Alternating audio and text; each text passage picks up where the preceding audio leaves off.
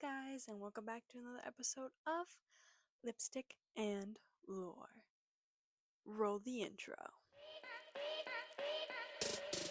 Today I'm going to be your host in the spooky, unsolved, conspiratorial, and historical stories that plague my mind and now have to plague yours.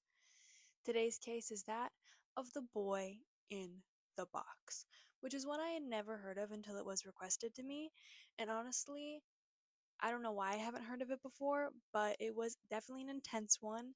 So if you're squeamish, maybe this isn't the one for you. And if you don't like things that involve children, this is also not the one for you. But without further ado, let's get into today's case. And once again, handing it right back over to Voice Over Me. So today's case is that of the boy in the box, which I had never heard of before until this very case was requested to me on my Instagram, and I went down a very deep rabbit hole and learned a lot about this case, and the fact that it's still unsolved today makes me very upset. But let me not ramble on too much and let's get straight into today's case. So, today's case takes place on February 23rd, 1957. A student at La Salle College, which, listen, I took a French class my sophomore year. My French teacher would be highly disappointed in the fact that I had to Google how to say that. And he came back because he heard about a missing girl from New Jersey, and she went to the Sisters of Good Shepherd school, so he thought maybe this box had something to do with it. So he went back, discovered the boy's body, and immediately called the police to report it on February 25th, 1957, just 2 days later. Anyway, this boy noticed the boy in the box for the very first time because he was in the area hoping to catch a glimpse of the girls enrolled at Sisters of Good Shepherd, which was there was like a wooded area in between the two schools. But instead he noticed a box in some underbrush. Even though the student saw the boy's head, he wrote it off as a doll and went on his way. He basically didn't think it was a real human body, so he left it there. But he did come back 2 days later. As the Associated Press reports, police responding to the scene found the body of a boy ages 4 to 6 in a JCPenney box that once contained a bassinet. The little boy was naked and wrapped in a flannel blanket. Investigators determined he was malnourished and had been beaten to death. Quote, "It's something you don't forget," end quote. Elmer Palmer, the first officer to arrive on the scene, told Philadelphia Inquirer in 2007 interview.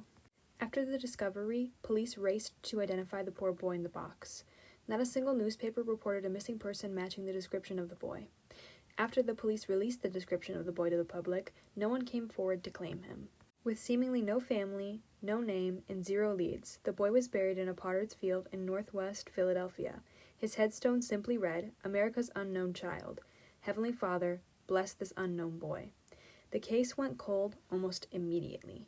Investigators followed many leads trying to figure out who the boy was. They examined the boy extensively, finding his hair was freshly cut with clumps of his own sandy blonde locks still on his body. His fingernails were cleaned and trimmed. He had surgical scars on his ankle, foot, and groin. His feet and hands were pruny, suggesting he had been in water, possibly a bath, investigators had thought. A facial reconstruction, as well as any pertinent information, was plastered onto hundreds of thousands of flyers distributed across Pennsylvania, hoping to lead to the boy's identity. Detectives chased many leads as to who the boy could be. They looked into Hungarian refugees, kidnap victim from 1955, and even local carnivore workers, but nothing turned up the poor boy's identity. So let's get into some theories that seem at least the most credible, because obviously the police went over a bunch of theories when investigating this case, as one would, but I'm going to give you the 2 most promising that I could find on all the sources that I read. The first came in 1960. An employee of the medical examiner's office named Remington Bristow. He spoke to a psychic, which if you don't know what a psychic is, it's basically someone who can communicate with the dead, or allegedly can communicate with the dead. They go into houses and things where people have died and sort of try to communicate with them, and some of them claim to be able to see ghosts and some of them don't claim to be able to see ghosts. It is up for personal interpretation whether you believe them or not. Personally, I do believe in ghosts, I do believe in spirits, I do believe that energy has to go somewhere after we die, and I would like to think that, we get to be little ghost people running around here giving our loved ones signs. but I don't personally trust all psychics. I think some of them are maybe full of themselves, and I think that they're not always the most plausible in true crime cases, but feel free to form your own opinion on that. I am not one to judge. I'm just a goober on the internet. But this psychic led him to a local foster home. While attending an estate sale at the foster home, Bestow noticed a bassinet that looked like the one sold at JCPenney, and blankets that looked like the ones the boy had been wrapped in. Investigators did pursue this lead, but ultimately found it to be a dead end. 40 years later, in 2009, a woman identified in all sources as M told investigators that the boy had been purchased by her abusive mother from another family in 1954. M claimed that his name was Jonathan and he had been physically and sexually abused by her mother. M alleged that one night after he threw up baked beans, her mother beat him to death in a fit of rage. The story M told seemed credible to investigators. Baked beans had been found in his system. M had also claimed that after her mother had beaten him to death, she gave the little boy a bath, which would account for why he was pruny.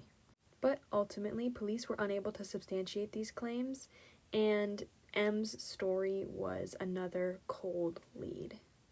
Decades passed with no substantial evidence, and the boy in the box still stayed unnamed for decades. This was until December 2022, when investigators in Philly finally reported that they could give the boy a name. On December 8, 2022, Philly Police Department Captain Smith announced a breakthrough in the case. The boy in the box was Joseph Augustus Zarelli. Quote, his story was never forgotten, end quote. Joseph had been identified due to the major advancements in genetic genealogy, which, if you don't know what genetic genealogy is, I'm going to give you the very quick, basic, genetic genealogy for dummies explanation of it, because I know a lot of people aren't going to know what it is. So genetic genealogy, from what I understand, is the examination of hundreds of thousands of points across the genome, generating a detailed enough profile to match to relatives distant and close. So with this kind of testing, they can actually upload the points to a genetic database, which includes 23andMe results and what is this Ancestry.com results, all those things where you swab, or if obviously you've been a criminal and your DNA has been taken, it also includes those. But basically they put the points in there and they can identify family members of the person and then eventually hopefully identify the person. So it's a really helpful process for cold cases, especially ones that are super old, because you can identify relatives that are grandkids or great-grandkids or second cousins and things like that. So it's very helpful in cold cases, and it's a really great breakthrough in DNA testing as a whole. So while it took 2 years for these scientists to be able to put together a profile that was substantial enough to put him into the genetic genealogy database, this is what eventually led to the discovery of his name. Putting his DNA into this database, they were able to find relatives on his mother's side, and then after combing through birth records, they were able to identify his father, which led them down the line to finding their kids, which they had 4 of, including Joseph, and I believe he was the youngest of all 4 children. And then by process of elimination, finding who was, still alive, they figured out that the one child they could not find any information on was Joseph, therefore deeming the boy in the box Joseph Augustus Zarelli. I do encourage you, if you're interested in the genetic genealogy portion, to go do your own research. I will leave a couple of the sources I used below so you can go ahead and look at those, because it really is an interesting process, and if you're into biology or chemistry and things like that, and even forensic sciences, I think it's something that you should definitely take a look at, because it is super interesting. And if you are doing forensic sciences or biology in school, please explain it better than I can in the comments. I would really appreciate that, because once again, I'm just a goober on the internet doing my best. So Joseph was born January 13th, 1953. Aside from this exciting announcement, detectives were pretty much tight-lipped on the whole thing. They told the public that there was many more questions about Joseph's life and death that remain unanswered. The police did not release the names of Joseph's parents right away. They said this was out of respect for the living siblings. They also refused to name any more suspects and claimed, quote, they had their suspicions, end quote, stating that, quote, this is still an active homicide investigation. We still need the public's help to fill in this child's story, end quote. adding, quote, "The announcement only closes one chapter in this little boy's life and opens up a whole new one," end quote. Later on, police did in fact release the names of his parents to the public. His mother's name was Mary Betsy Elizabeth Abel, and his father's name was Augustus Jr. Gus Zavili. His father was a stonemason in West Philly, and the couple had been said to split up around the time Joseph's body was discovered in 1957. They never reported this boy missing and never filed any sort of paperwork saying that he had run away or anything like that. So with one big question solved, another big question still remained. Who killed Joseph? Well, with both parents dead, Mary in 1991 and Augustus in 2014, this made the investigation harder, having no one to interview or interrogate. Charges cannot be filed against someone who is already deceased, which makes this even more, I don't want to say moot point, but makes it even more difficult because even if they could somehow prove by some miracle that his parents had done it, there's no one to charge, which I think is also another reason why the investigators might be so tight-lipped about it, or maybe they have another suspect that we don't know about. An attorney representing Gus Zarili's 4 children stated that there were no credible allegations, including Gus Zarili, knew about Joseph's birth, life, or harm. A family member of Mary Abel also disclosed any suggestion that she could have been involved, describing her as someone with no cruelty in her heart. And as far as I could find in all my sources, and you can totally tell me in the comments below if I'm wrong, that was the only statement that the siblings gave about their brother. They never came out and made official statements. They only gave the one through their lawyer. So even with the boy now named, we are no closer to answers than we were the moment we found him. While most believe the police know who killed the boy, they have not released any official suspect or culprit to this case as of today. With both parents deceased and siblings not seeming to want to make any statements about it, and a lot of the witnesses or people who might know something also being older or deceased, the chances of fully understanding what happened to Joseph dim with each year that passes, and we may never fully know what happened to the little boy in the box. While most believe it was the fault of his negligent or possibly abusive parents, through the legal system's eyes, this case may never be fully solved. Though the case does remain officially open in the Philadelphia Police Department to this day, no one has been named, but police investigators claim that they are still working diligently to figure out exactly what happened that day and exactly who did it. But there is one good thing that came from this, and that is that Joseph now has a name. And on January 13th of 2023, what would have been Joseph's 70th birthday, a new headstone was given to him in Potter's Field. This one was etched with his real name, giving the boy somewhere to rest properly. The world officially knew who America's unknown boy was. Joseph Augustus Zarili could lay in his final resting place with everyone knowing who he was and a headstone that represented that. While we may never know exactly what happened to Joseph, him being named is a huge step and gives us hope for many cases that will be solved, and hopefully his will be solved too, with the improvement of forensic sciences as well as the diligence of investigators and cold case detectives. This is a case I will definitely be keeping a very close eye on, and if there's any updates that are substantial, I will definitely either post them in the community tab or make a video to update on them. This isn't exactly the ending that I wanted, and when I was researching this case, I got really excited when they found his name because I thought we were going to be able to solve it, but unfortunately it still remains officially unsolved, though if I had to put my bets out there, I would say it has something to do with his parents because they never reported him missing, and that is my biggest inclination that maybe they had something to do with it, whether it is purposeful, though I think it is, or maybe it wasn't, but my personal opinion is that it probably was because he was beaten to death and malnourished.